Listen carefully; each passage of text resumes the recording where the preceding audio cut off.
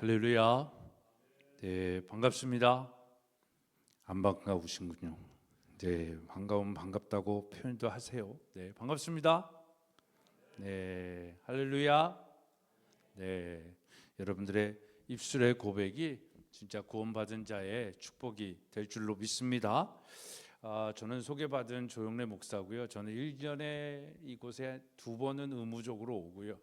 한 또 3번, 4번에 올 때가 있는데 저희 아이들이 6학년 때 이곳에 써리하고 지금은 칠리학에 있는 학교들의 6학년의 아이들이 다니고 있어서 데려오고 또 지금처럼 이제 내년을 준비하는 미팅 때문에 오고 올 때는 알아서 오고 이제 이런 식으로 해서 오게 됩니다. 그래서 올 때마다 목사님 뵙고 또 이렇게 함께 예배 드리는데 오늘은 또 말씀까지 이렇게 강단을 허락해 주셔서 너무나도 영광스럽게 생각을 합니다. 근데 제가 미리 알았으면 좀 제대로 구두도 신고 오고 그랬을 텐데 복장이 불량이라서 죄송하게 생각을 합니다. 오늘 우리가 사는 이 시대를 여러분들은 어떻게 표현하실 수 있으시겠습니까? 저는 성경이 말하는 이 시대는 뭐 언제나 그랬다라고도 얘기할 수 있지만 지금이 인류 역사상 가장 죄악이 관영한 시대가 아닌가. 물론 뭐 로마 시대의 타락도 이야기할 수 있고 그렇지만 그때보다도 더 죄악이 관영한 세상이다라고 생각하는 건 인간의 행위적 그런 문제 죄악됨 뿐만 아니라 생각과 마음 이 모든 것이 타락한 시대에 살고 있다라고 생각이 되어집니다.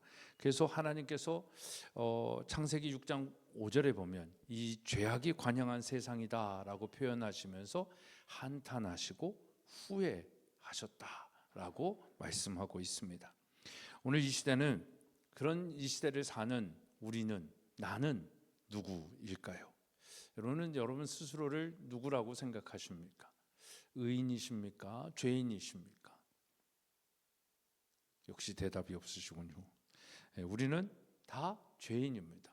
로마서 전체를 보면 1장에서 3장까지 보면 모든 사람이 죄를 범하였으며 하나님의 영광에 이르지 못하였다라고 얘기를 합니다.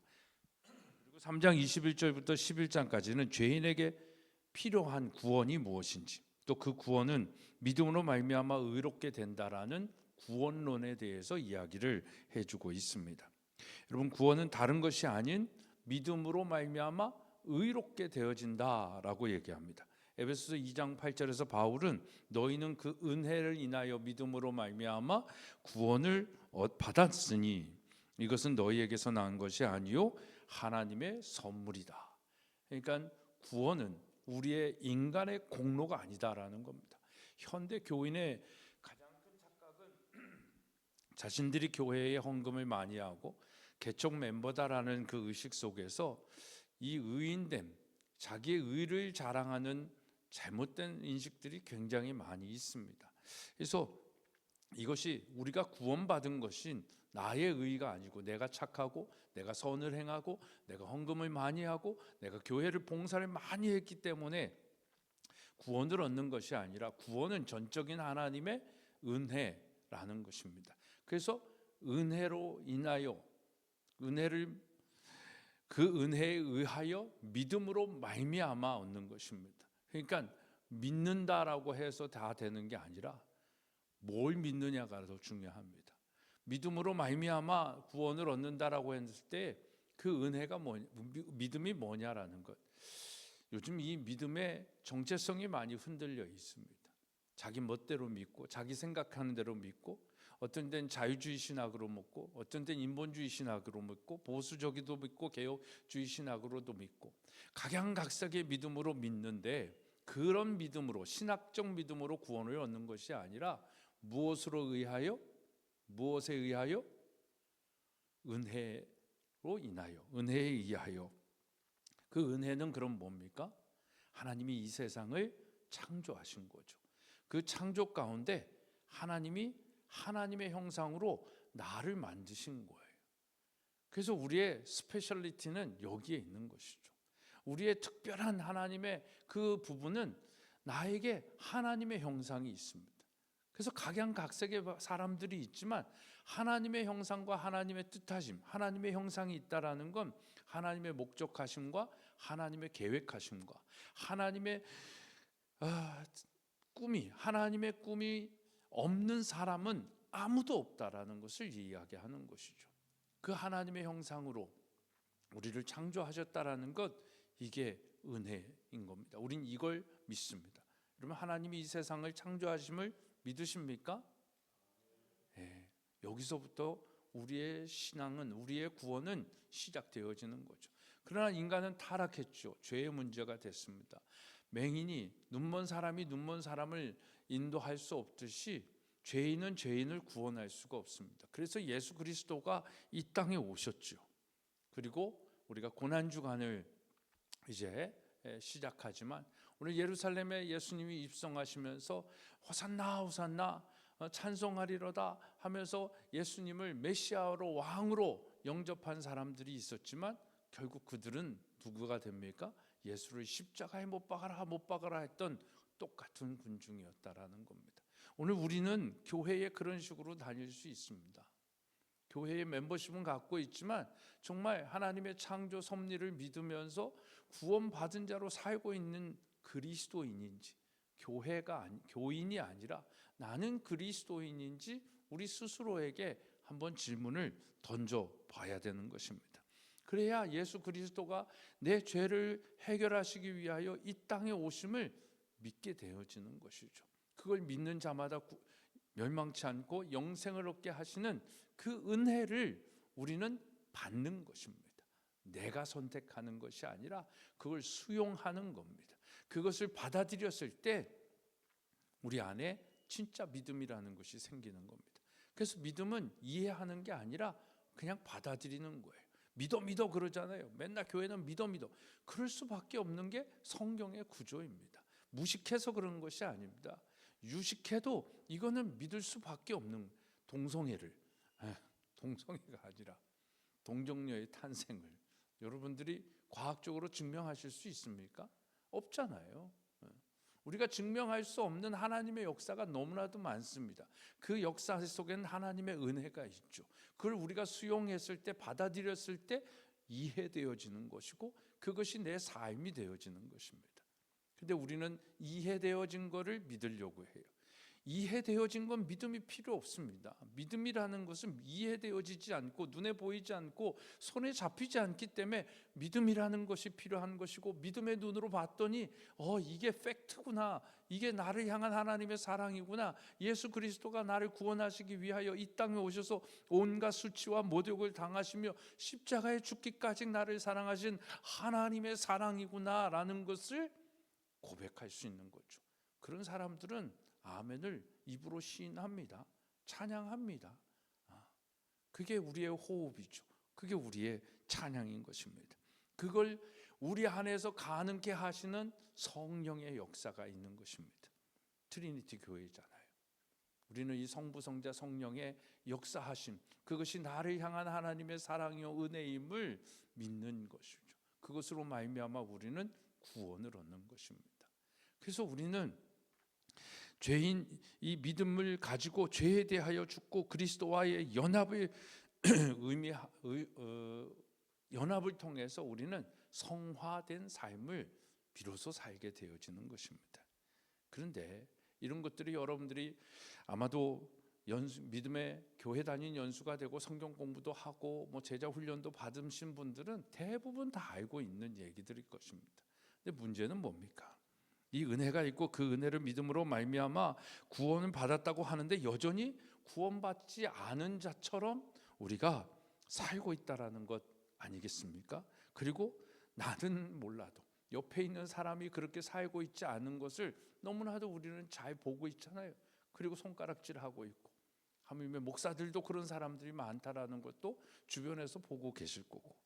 여러분, 구속하신 그 은혜로 인하여 믿음으로 말미암아 구원받았다면 그 은혜를 갚기 위해 사는 것이 마땅한 삶 아니겠습니까?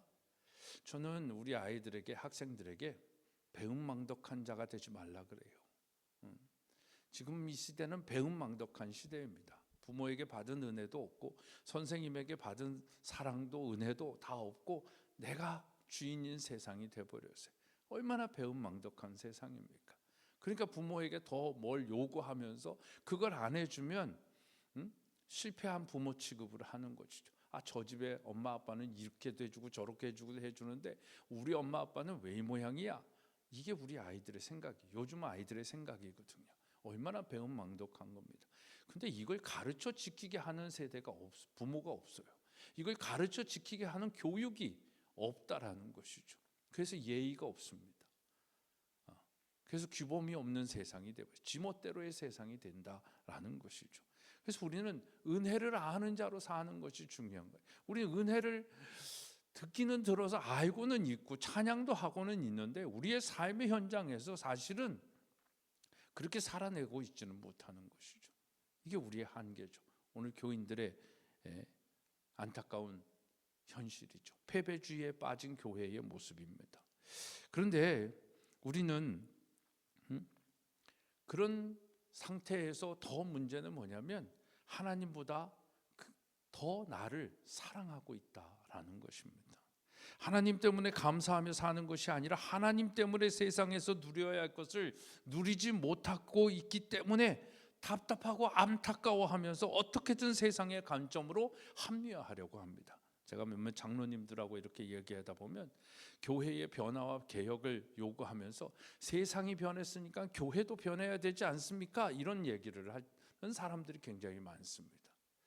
여러분, 세상이 변했기 때문에 교회도 변하는 게 맞습니까? 틀립니까?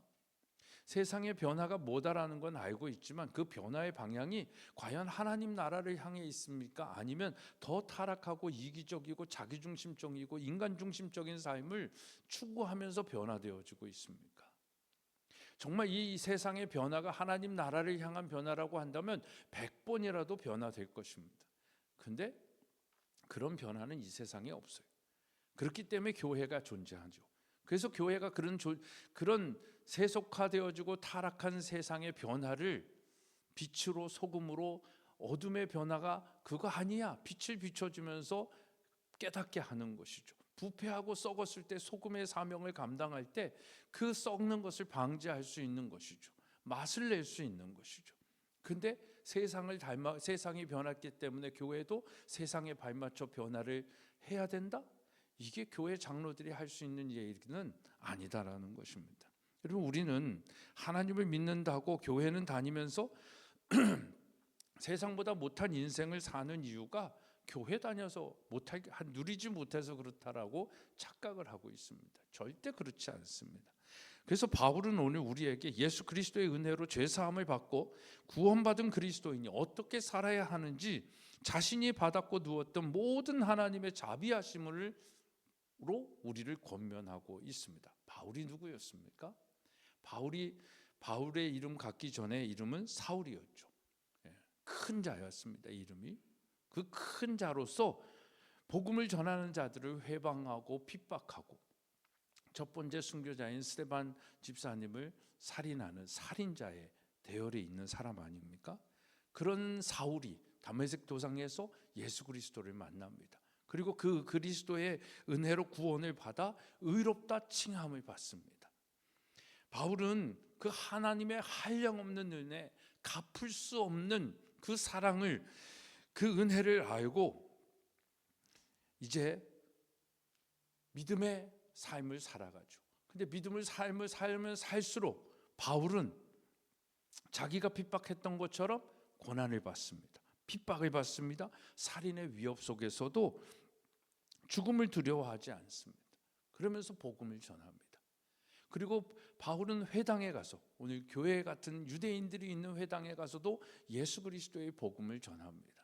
그리고 이방 사람들이 있는 곳에는 가면 교회를 세우는 일을 했습니다.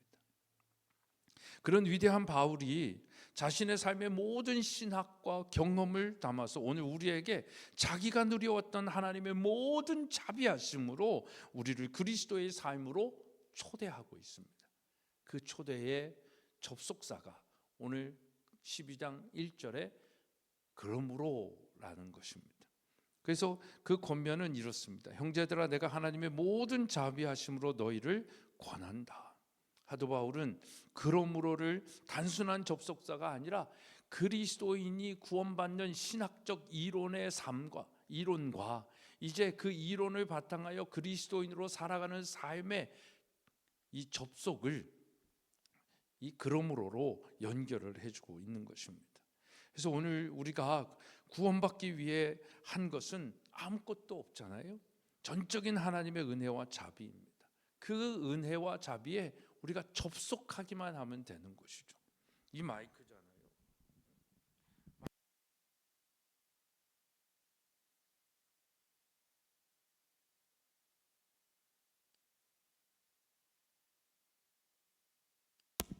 이렇게 접속하면 소리가 나잖아요. 그리스도인은 그런 하나님이 우리에게 베푸신 신학적 이론, 하나님의 그 설계 안에서 접속하기만 하면 상상을 못하는 놀라운 그리스도인의 삶이 시작되어지는 것이죠. 그래서 그 접속은 바로 이 값을 매길 수 없는 하나님의 자비하심에 우리의 삶 전체를 연결하는 겁니다. 그 연결의 방법을 무엇이라고 얘기하는 겁니까? 너희 몸을 하나님이 기뻐하시는 거룩한 산제물로 드리라. 이는 너희가 드릴 영적 예배다라고 얘기를 합니다. 복음이 접속되어 우리의 삶을 그리스도인으로 살게 하는 것이 뭘까요? 바로 예배의 삶입니다. 이런 모여서 하는 예배가 아니라 이 예배 속에서 하나님을 찬양하고 성찬하고 말씀을 들은 우리가 하나님을 셀레브레이션 하면서 이제 그 영광과 그 기쁨을 누린 우리가 삶의 현장에 가서 삶의 모든 가정과 일터와 만남과 우리의 하는 모든 영역에서 하나님을 예배자로 예배하면서 사는 삶을 얘기하는 겁니다. 예배는 삶입니다. 그래서 오늘 바울은 우리에게 얘기하잖아요. 너희 몸을 하나님이 기뻐하시는 거룩한 뭐로? 산 제물로 드리라. 이것이 너희가 드릴 영적 예배이니라. 여러분들의 삶에 하나님은 예배하는 자를 찾으시는데 신령과 진정으로 예배하는 자를 찾는다라고 얘기하잖아요. 그게 지금 이 시간에 이 모습일까요? 절대 아닙니다.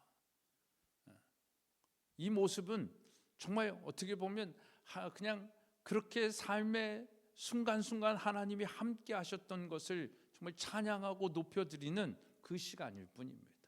그럼 우리의 삶의 시간은 정말 24시간 365일 168시간의 한 주 한 주를 하나님이 내 삶의 주인임을 고백하면서 모든 삶의 영역, 그러니까 엄마들이 아이들의 식사를 준비하고 남편을 위한 정성을 준비하는 그것이 예배가 되는 거죠. 여러분들이 삶의 직장이 뭔지는 모르겠지만 그 삶의 직장에서 누구를 만나든 무슨 일을 하든 예수님의 마음으로 내가 하나님이 기뻐하시는 산 제물로 드린다라는 영적 예배자의 삶으로 살아가는 거죠. 거기에 시기와 질투가 있을까요?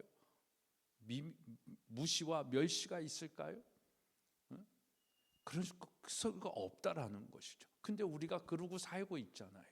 그러니까 우리는 아직 복음이 접속되어지지 않은 것이죠. 그냥 종교적인으로서 일주일에 한 번 예배 드리는 걸로 그런 종교적 의무를 다 한 것으로 만족하는 종교인일 뿐인 것이죠. 그게 우리의 한계죠. 오늘 현대 그리스도인들의 안타까운 모습인 것입니다. 죽은 재물이 아닌 살아있는 재물이란 그래서 우리의 삶을 얘기하는 것입니다. 아까 여러분들이 찬양한 그 찬양 속에서도 살아가면 삶이 되는 그 예배, 그 예배자의 삶을 살게 하는 것이 바로 뭔가 우리가 해서가 아니라 복음에 접속이 되어지면 그렇게 살 수밖에 없는 거죠. 바울은 그 복음에 접속돼서 인간 자체가 바뀌지 않았습니까? 근데 우리는 바뀌고 있나요? 우리의 믿음은 바뀌고 있나요? 세상을 닮아가려고 하는 모습은 있는데 진짜 복음적 삶을 살려고 하는 우리의 발버둥침은 있느냐인 거죠. 요즘은 한국은 너무 예배가 화려해졌어요. 콘서트가 돼버렸어요. 저는 그런 예배가 되면 야, 이건 정말 하나님이 영광 받으시는 예배일까? 인간을 기쁘게 하는 예배일까? 이 정말 산 제물의 예배일까? 아니면 그 제물을 받는 자기가 받고 싶고 듣고 싶은 이야기를 듣고 그래서 예배가 콘서트가 되고 예배가 개그 콘서트가 되고 예배가 어떤 자기 개발 뭐 세바시라고 얘기하죠. 세상을 바꾸는 그 15분의 시간 뭐 그런 정도의 설교가 되어지는 세상이 너무너무 많습니다. 근데 또 대중이 그런 걸 좋아하니까 또 교회는 그렇게 따라갈 수밖에 없어요. 그러니까 세상을 변화시키는 교회가 아니라 세상을 닮아가는, 그러니까 복음의 능력은 나타나지 않는, 그래서 자기 마음에 들지 않으면 교회는 분란이 일어날 수밖에 없어요. 이게 복음에 접속되지 않은 오늘 우리의 모습일 수 있다라는 것입니다. 여러분, 예배는 오늘도 나를 구원하신 은혜에 대한 반응입니다. 마땅한 일입니다. 배은망덕한 교인이 되지 말고 정말 은혜를 알고 마땅히 행할 일을 하는 그런 예배자가, 그런 그리스도인이 되어지시기를 소망하고 축복합니다. 여러분들의 삶의 예배, 여러분이 매일 예배와 기도로 하루를 시작하고 계신지, 또 이것이 매일 하나님의 자비하심 속에 접속하는 그런 접속의 커넥션이 되고 있는지. 여러분, 우리가 그냥 하루하루 매일 그런 접속이 없으면 살아낼 수가 없는 시대입니다. 그런데 살아가고 있는 게 이상한 겁니다. 저희 학교 애들은 매일 새벽 예배를 드립니다. 보딩스쿨로 우리가 하고 있는 5학년부터 12학년까지는 직형 학교인데, 걔들은 5시 반, 6시에 일어나서 6시 반에 예배 드리고 그렇게 시작을 합니다. 그렇게 하나님에게 채널을 맞추고 하나님의 주파수를 일어나면서 시작하는 거죠. 형식적인 게 아니라. 그래도 안 되는 세상이잖아요. 그런데도 예수님을 추구하면서 살기 쉽지 않은 세상입니다. 그래서 우리는 세상의 불안한 와이파이가 아니라 영원하신 하나님의 그 자비하심에 삶을 접속하는 것이 중요하죠. 그렇게 접속되어지면 일어나는 것이 변화라는 것입니다. 하나님의 자비하심에 제대로 접속된 사람들에게 나타나는 그 현상이 2절에 나타나 있습니다. 너희는 이 세대를 받지 말고 오직 마음을 새롭게 함으로 변화를 받아라. 복음에 접속되어 변화를 받으라고 바울은 얘기합니다. 복음으로 접속된 사람은 그래서 변화를 피할 수가 없습니다. 그리스도인의 변화는 그래서 무죄라고 얘기를 합니다. 마치 전류가 흐르면 불이 켜지듯 복음이 흐르면 변화는 당연히 나타나는 현상입니다. 그런데 이 변화는 단순히 좋은 사람이 되는 것으로 착각해서는 안 된다라는 것이죠. 생각이 새로워지는 것이고 보는 것의 관점이 달라지는 변화입니다. 세계관의 변화를 얘기하는 것이죠. 예전에는 세상이 말하는 기준, 성공, 돈, 자리, 권력, 비교 이런 걸로 우리가 세상을 판단했는데 이제 복음에 접속이 되어지면 그 틀이 완전히 바뀌어지는 것입니다. 그래서 이 변화, 우리 성경적 변화는 그냥 체인지가 아니고 트랜스포메이션이죠. 그냥 완전히 구조 자체가 달라지는 그것을 이야기하는 것입니다. 그래서 이 놀라운 변화는 어디에서 시작이 되냐면 마음을 새롭게 하는 데서부터 변화가 시작이 되어지는 겁니다. 여기서 말하는 마음은 우리의 감정이 아닙니다. 우리의 생각이고 가치관이고 세계관입니다. 지금은 세계관의 싸움이잖아요. 세뮤얼 헌팅턴이라는 사람이 쓴 문명의 충돌이라는 책은 세계관의 전쟁임을 이야기하고 있거든요. 하나님의 세계관과 사단의 세계관. 하나님의 말씀이 기준이 되어 세상을 판단하고 나의 삶을 해석하는 새로운 내 삶의 운영체제가 우리의 뇌 속에 들어오는 걸, 이게 마음을 새롭게 한다라는 것을 이야기하는 것입니다. 그래서 성경적 세계관을 장착하는 것이죠. 그래서 이제 내 생각대로가 아니라 하나님의 선하시고 기뻐하시고 온전하신 뜻, 그 뜻을 분별하면서 사는 삶을 비로소 살기 시작하는 것입니다. 그래서 복음에 접속되었지만 여전히 변화되지 못해서 물속에만 사는 올챙이처럼 날개짓 한번 못하는 먼데기처럼 살아가는 인생이라고 한다면 얼마나 안타깝겠습니까? 우리가 교회는 다니는데 이 변화를 받지 못해서 그냥 온실 속의 화초 속에서 교회 안에서 지지고 볶는 그런 사람들이라고 한다면 그건 우리를 이곳에 존재하게 하신 하나님의 목적이 아닌 것이죠. 우리의 삶의 필드는 세상이다 이 말입니다.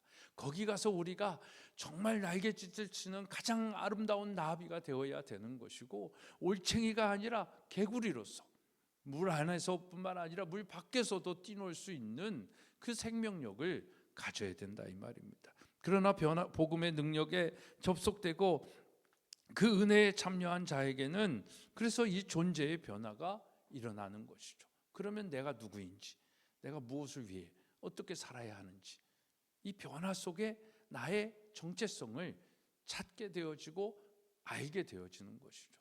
이 정체성을, 내가 누구인지 무엇을 위해 살아야 되는지, 이 소명과 사명을 알게 되는 삶이 십자가의 삶을 사는 것입니다. 그래서 세상 속에서도 이 복음을 포기하지 않습니다. 거부하지 않습니다. 회피하지 않고 합리적으로 회색지대에 있지 않습니다. 하나님의 부르신 소명이 있잖아요. 하나님이 나를 자녀 삼으시고 나를 부르신 하나님의 부르심이 있습니다. 그 부르심에는 뜻하심이 있죠. 그래서 우리는 세상에서 사는 거죠. 이 소명과 사명이 크로스가 되어지는 게 십자가입니다. 그래서 우리는 세상에서 소명과 사명을 가진 자의 십자가의 삶을 살아야 되는 것입니다. 우리가 오늘 하루하루를 살아가면서 얼마나 우리는 복음적 삶을 그렇게 살아가고 있을까요? 십자가는 희생인데, 십자가는 손해보는 것인데, 십자가는 바보가 되는 것인데, 십자가는 내가 죽어야 되는 것인데, 그런 삶을 살기 위해서 복음을 믿고 교회를 다니고 예수님을 믿고 있습니까? 아니면 세상에서 더 떵떵거리고 잘난 거 이야기하고 자랑하기 위해서 우리는 하나님을 믿고 있을까요? 정말 십자가의 삶을 살잖아요. 그러면 하나님이 더 자랑할 것이 많게 해주십니다. 그게 우리의 열매여야 되는 것이죠. 세상 방법으로 그러지 않아도 더 나음을 보여주는 삶이 그리스도인의 삶입니다. 저희 학교는요, 한국에서 비인가 학교입니다. 그러니까 학력 인정을 받지 못하는 학교예요. 그러니까 아이들이 졸업 인정, 학력 인정을 받으려면 검정고시를 보는 친구들입니다. 이 검정고시를 보고 대학을 가는 것, 여러분들이 갖고 있는 상식선에서 얼마나 대학을 갈 수 있을까요? 다 대학을 못 간다라고 생각을 하거든요. 근데 우리 아이들이 계속해서 지금 올해만 봐도 저희는 작은 학교거든요. 한 14명이 졸업을 했는데 7명이 인서울, 소위 말하는 뭐 스카이 10대 대학도 있거든요. 거기 안에도 두 명이 가고, 그리고 육군 사관학교도 가고요. 그 외에 인서울 안에 있는 대학에도 2명이 가고, 그러니까 한 45%가 대학을 인서울권으로 가거든요. 과외도 안 합니다. 그런데도 하나님의 방법으로, 하나님의 선하시고 기뻐하시고 온전하신 뜻을 분별하는 그 지혜로 공부를 하니까 다 되는 거예요. 근데 우리는 그걸 안 되니까 유학도 와보고 어떻게도 해보고 뭐 학원도 가고 일타 강사라고 한다면 예배야 강사야 하면은 대부분 다 일타 강사의 강의를 가죠. 목사의 자녀일지라도, 장로의 자녀일지라도. 그게 오늘의 한국의 현실 아닙니까? 이거 너무 아니다라고 생각하면서 시작한 학교가 저희 학교입니다. 20년이 지났어요. 22년 차를 지금 맞이하고 있는데, 그 과정 속에서 우리가 가지고 있는 열매는 열매 속에서 고백할 수 있는 건 이 세상에 어떤 논리가 있어도 하나님으로 충분하다라는 것을 고백하는 것입니다. 그게 변화의 역사죠. 근데 이 변화에는 항상 뭐가 있을까요? 저항이 있습니다. 변화하지 못하게, 안주하게 만들고 그냥 하나님으로 인하여 살지 못하고 하나님으로 충분함을 경험하지 못하게 만드는 저항이 있는 것입니다. 그 저항을 외적인 저항도 있고 내적인 저항이 있는데, 그래서 바울은 오늘 뭐라고 얘기하는 거예요? 이 세대를 본받지 마라. 저항하라. 이 세상에 저항하라라고 얘기를 하는 것입니다. 여러분, 세상에 얼마나 저항하면서 살고 있을까요? 제가 이번에 여기 와가지고 오스키니스가 쓴 저항이라는 책을 읽는데 정말 시간만 있으면 그 책을 여기서도 한번 말씀드리고 싶은데 저 너무 은혜를 받았어요. 그런데 10년 전에 나온 책인데 오늘 이 시대를 정확하게 얘기하고 있는 거예요. 그러니까 여러분, 세상은, 사단은 우리가 생각하는 이상으로 하나님과 여러분들의 관계를 멀어지게 만들거든요. 그 속에 유튜브가 있죠. 그 속에 SNS가 있죠. 그 속에 게임이 있죠. 그 속에 세속에 문화와 음악과 교육이 있죠. 저는 제가 목사님 말씀하셨지만 이번에 책을 썼는데 하나님이 설계하신 온전한 교육이라는 제목인데, 제가 거기서 얘기하고 싶은 건 이 세상을 이렇게 만든 건 퍼블릭 스쿨 시스템 때문이다라고 얘기를 하고 있어요. 거기엔 하나님이 없잖아요. 우리가 유물론 진화론을 거부하는 이유는 그냥 진화론이고 유물론이고 이게 나빠서가 아니라 이 유물론과 진화론으로 교육받은 가랑비에 옷 젖듯 그 퍼블릭 스쿨에서 배워왔던 아이들, 여기 계신 30, 40대 50대 분들도 다 마찬가지입니다. 한국은 정교조 세대를 얘기하는데 그런 세대들은요 다 유물론 진화론 사회주의 개념으로 교육을 받았는데 그거가 나쁘다 좋다가 아니라 그 교육을 받으면 하나님을 인정할 수가 없는 거예요. 그래서 세계관 전쟁이 되는 겁니다. 그 유물론 진화론을 인정하는 순간 하나님을 인정할 수도 없고 내 삶에 하나님의 존재는 존재할 수가 없다니까요. 그게 우리의 문제죠. 그래서 요즘 젊은 세대들이 교회 다니기가 쉽지 않아요.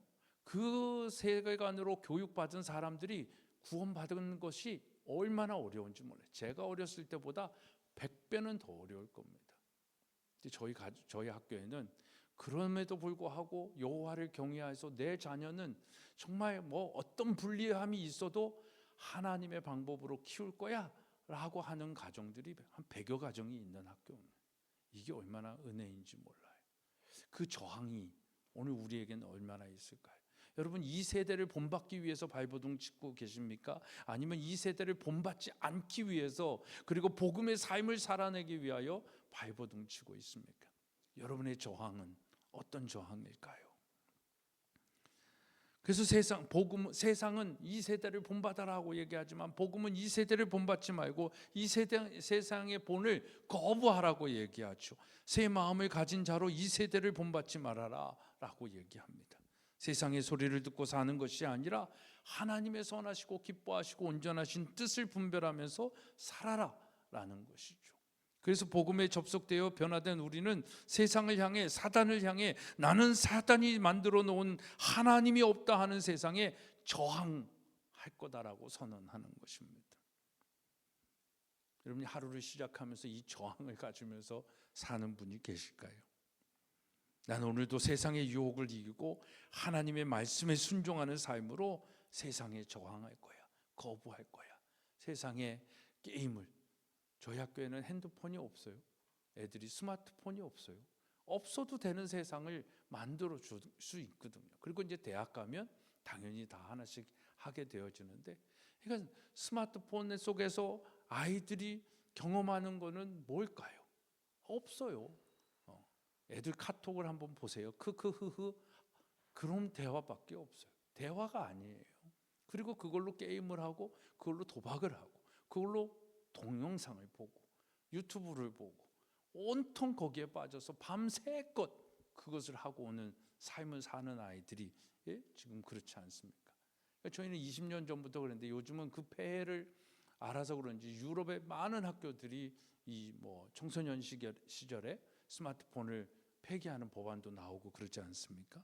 그러니까 이게 그런 우리 안에서 가져야 할 지혜들을 갖지 못하면 그렇게 되어지는 것이죠. 그래서 정말 이런 외부적인 이 세속화되어지고 타락한 문화를 향하여 저항할 수 있는 복음의 능력, 복음에 접속된 우리의 변화가 필요한 건데, 그보다 더 우리 안을 더 힘들게 하는 저항이 있죠.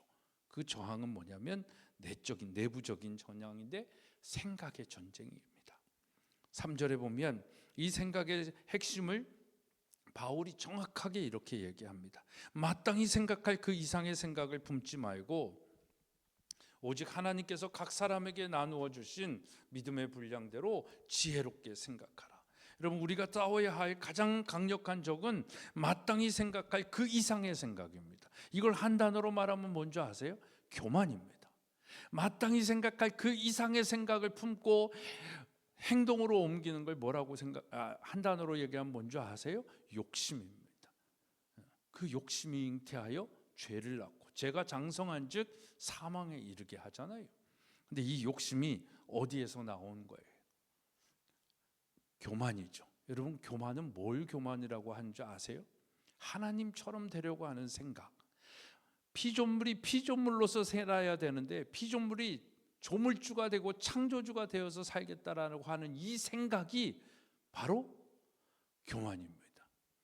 에덴 동산에서 사단은 뱀을 통하여 하와에게 이 생각을 주입한 겁니다. 하나님은 저 선악과 먹으면 너 죽어, 반드시 죽어 라고 얘기를 합니다. 그래서 선악과는 이 땅의 기준이 하나님이고 하나님이 창조 질서가 이걸 의미한다라는 걸 상징적으로 보여주는 것이거든요. 근데 뱀이 와서 저거 먹으면 먹어봐라고 얘기를 해. 그러면 하와는 뭐라고 대답합니까? 아니야, 저거 하나님 먹으면 반드시 죽는다 그랬어. 그래서 난 저거 먹지 않을 거야. 아니야, 너 저거 먹으면 결단코 죽지 않아. 오히려 저걸 먹으면 하나님처럼 되는 거야. 하나님처럼 되는 걸 알기 때문에 하나님이 너한테 저거 먹지 말라고 하신 거야. 그 생각을 하와의 머리에 넣어주죠. 그 생각을 가지고 선악과를 보니까 어떻게 생각이 변했어요? 정말 먹음직도 하고 지혜롭게 할 만큼 탐스럽게 보이기 시작한 겁니다. 어떤 생각? 하나님을 여호와를 경외하는 생각으로 봤을 때는 그 선악과는 결코 먹지 말아야 할 하나님과의 언약의 관계가 형성이 되어져 있는데 사단의 생각으로 보니까 저거 먹으면 내가 진짜 하나님처럼 되겠네. 진짜 먹음직도 하고 보함직도 하고 지혜롭게 할 만큼 탐스럽다. 먹고 싶다. 나 하나님처럼 되고 싶다. 이 욕심이 하나님처럼 되고 싶다라는 이 교만의 욕심이 그 선악과를 따먹죠. 그게 오늘 우리 안에도 있는 생각입니다. 그래서 이걸 오리지널 신이다라고 얘기하죠. 원죄다라고 얘기합니다. 우리는 때로 그렇게 얘기합니다. 과연 하와가 아담이 지은 죄가 지금 내가 6,000년이 지난 이 세상 속에서 무슨 관계성이 있다고 그 죄가 나한테 죄가 들어와? 우리는 이걸 너무 확연하게 경험을 했죠. 코로나 바이러스가 중국에서 시작이 돼가지고 뭐 이렇게 했는데 이 태평양을 건너 여기까지 와가지고 온 세계를 스탑시켰잖아요.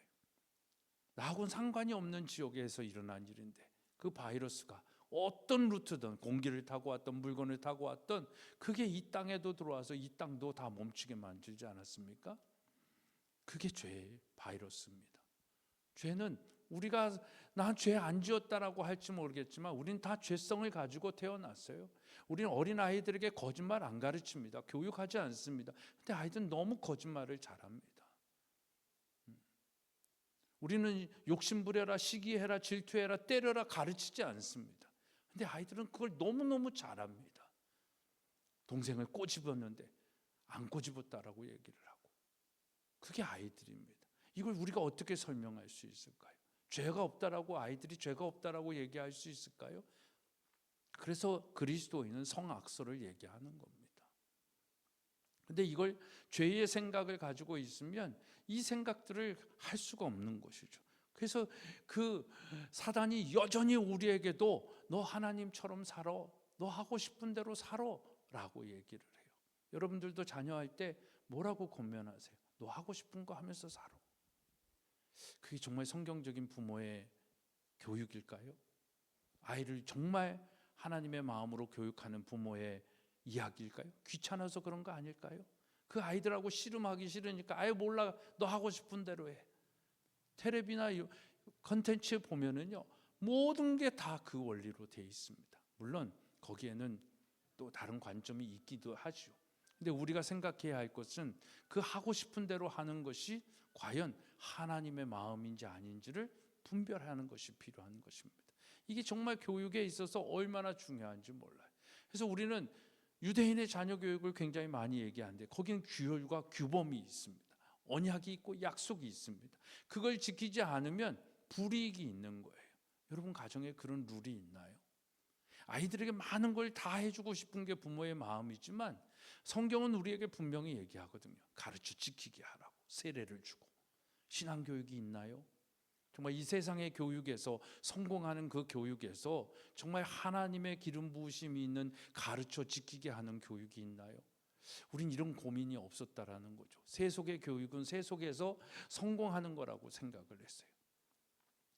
제가 이렇게 해보니까 그게 너무 사단에게 우리가 쇠뇌당하고 그냥 길들여진 이 세상 시스템에 또 우리 대한민국은 의무교육이잖아요. 그러니까 의무교육의 헌법적 가치는 자녀를 교육을 안 시키면 안 된다라는 건데 이 대한민국은 잘못 인식되어진 게 뭐냐면 취학의 의무로 인식이 된 거예요. 의무교육이. 그래서 취학을 안 시키면 뭔가 헌법을 지키지 않은 범법자들로 취급을 하는 세상이 된 것이죠. 근데 더 나은 교육을 시키고 싶은 거예요. 아이들에게 행복을 추구하기 위해서 하나님 중심의 교육을 시키고 싶은데 그런 학교들은 인정을 안 해주는 겁니다.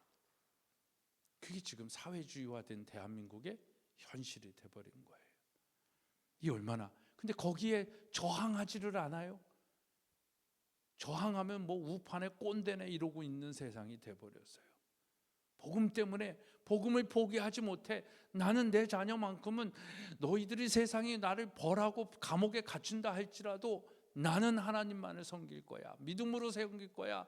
이 고백을 하는 사람들의 저항, 이게 그리스도인의 저항이죠. 그 저항에 시간이 많이 가서 죄송한데 그 저항에 하나님의 사람들이 세워지는 겁니다. 예수님이 우리에게 주신 지상 명령은 make disciple입니다. 제자를 삼는 것입니다. 세례를 주면서 가르치면서 지키게 하면서 teaching them, baptizing them 하면서 뭘 하라는 거예요?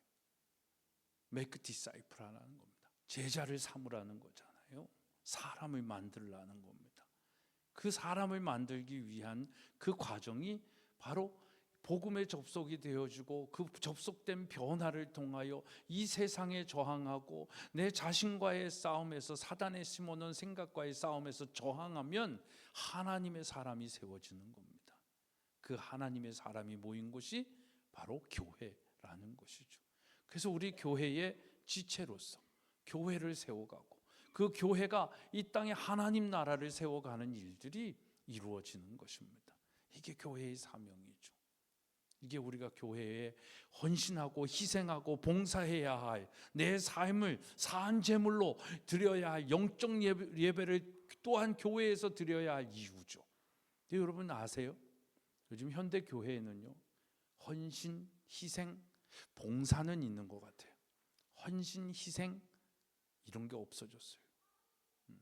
그러니까 교회도 이제 나 자신을 위해서 다니지 내가 누군가를 위하여 헌신, 내가 예수 그리스도의 복음으로 그 사랑으로 그 은혜로 그 희생과 헌신으로 내가 이 삶을 살고 있기 때문에 나도 희생하고 헌신하며 사는 것, 이게 마땅한데 이 마땅함이 없어졌어요.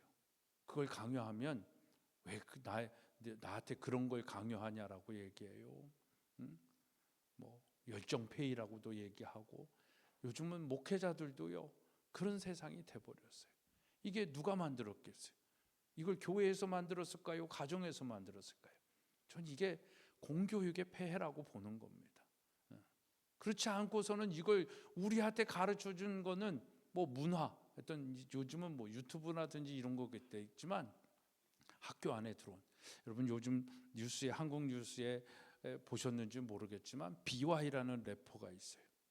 그 사람이 한국 교회, 자기가 자녀를 낳아서 학교 공립학교를 갔는데 거기에 교과서를 보니까 성교육을 하는 내용을 보니까 너무 말도 안 되는 것들이 교육을 하고 있는 거예요. 그걸 랩으로 이제 노래를 한 거예요. 그게 한국 사회에 지금 이슈가 되어져 있는 상황인데, 지금 그런 세상입니다. 우리가 알지 못하는 세상 속에 우리가 그 아이들에게 성적 잘 받으라고 하는 그 교육 속에서 알게 모르게 아이들은 그 성적을 잘 받으면 잘 받을수록 하나님과 멀어질 수밖에 없는 세계관이, 마음이 형성이 되어져 있는 거예요. 선택과 결정의 그 기준이 그렇게 형성이 되어져 있는 겁니다. 그래서 세상이 이 모양이 됐어요. 저는 그렇게 이유를 거기다 대고 싶어요. 그렇지 않고서는 이걸 누구라고 뭐라고 얘기할 수 있겠어요. 저도 교육을 안 하는 목회자였으면 이걸 몰랐을 터인데, 현장에서 이걸 보고 하면서 보니까 우리가 이 퍼블릭 시스템 속에 너무 속고 있었구나 라는 것을 배우게 되는 겁니다. 여러분, 어떤 삶을 살아가고 계십니까? 정말 오늘 사는 우리가 이 예수님의 지상명령을 얼마나 실천하고 있는가라는 질문을 하게 됩니다. 그래서 오늘 우리에게는 믿음의 결단이 필요합니다. 바알, 우상에게 절하지 않는, 세상과 타협하지 않는, 그렇다고 세상을 거부하고 단절하는 것이 아니라 오히려 세상 안에서 빛과 소금의 사명을 감당하는 그 믿음의 결단을 오늘 우리가 해야 할 것이죠. 기드온의 300용사처럼 준비된 그리스도인, 능력 있는 그리스도인이 되어야 되고 세워야 되고 만들어가야 하는 것입니다. 어떻게 보면 여러분들의 자녀는 하나님이 여러분들에게 그 사명으로 맡겨주신 자녀들입니다. 그 사명 우리는 얼마나 잘 감당하고 있는지, 또 그걸 하기 위해서 우리는 세상에 얼마나 저항하고 있고, 내 스스로 아이들이 성적이 안 받고 좀 덜 돼도 괜찮아 하면서 내 스스로를 이겨낼 수 있는, 근데 하나님 결코 그렇게 산 사람들에게 괜찮아하게 하시지 않으십니다. 저희 자녀들도요, 12년을 저희 학교에서 다 자랐는데 지금 뉴욕주 변호사가 돼 있고요, 하나는 버클리 다니고 있고요, 하나는 또 로스쿨 다니고 있고, 세상 시스템이 아닌데도, 특별한 선생님들이 가르친 것도 아닌데도, 그냥 여호와를 경외하면서 아이들이 자랐는데도 그렇게 저희 자녀만 그러냐? 그렇지 않다니까요.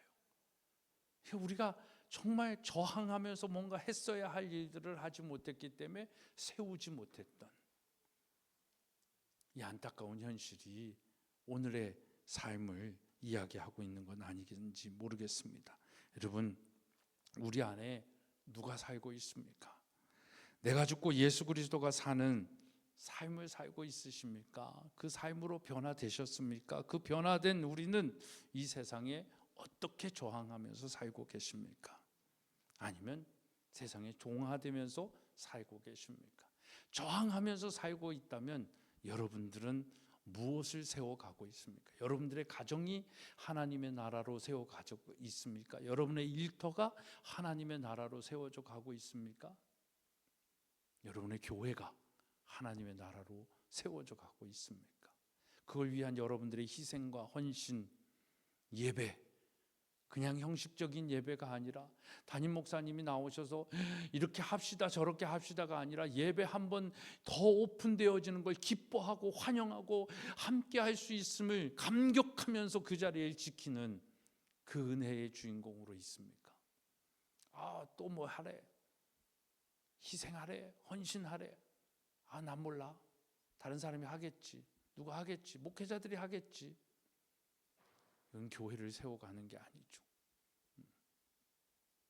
여러분들이 정말 복음에 접속되어지고 변화된 그리스도인이라면 그런 생각 속에서 저항하여 하나님의 산재물로서 예배 자리를 지키고 그 예배를 통하여 교회를 세워가고 다음 세대를 세워가고 여러분의 가정과 자녀를 세워가는 놀라운 축복을 경험하기를 원합니다.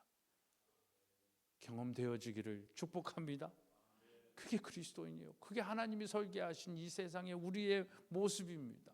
왜 이 모습을 누리지 못하며 살까요? 정말 이 삶을 여러분들도 누군가에게 이야기할 수 있는 그런 믿음의 삶이 되어지기를 주 예수 그리스도의 이름으로 소망하며 축복합니다. 기도하겠습니다. 하나님, 오늘에 들려진 이 하나님의 마음이 새겨지게 하시고 우리도 복음에 접속되어 내 삶이 변화되어지고 정말 그 변화를 가로막고 유혹하고 있는 그 모든 것들을 저항하면서 하나님 나라를 세우고 하나님 나라를 이루어가는 진짜 그리스도인의 행복을 경험하는 모든 우리 사랑하는 성도님들 되게 하여 주옵소서. 예수 그리스도의 이름으로 기도드립니다. 아멘.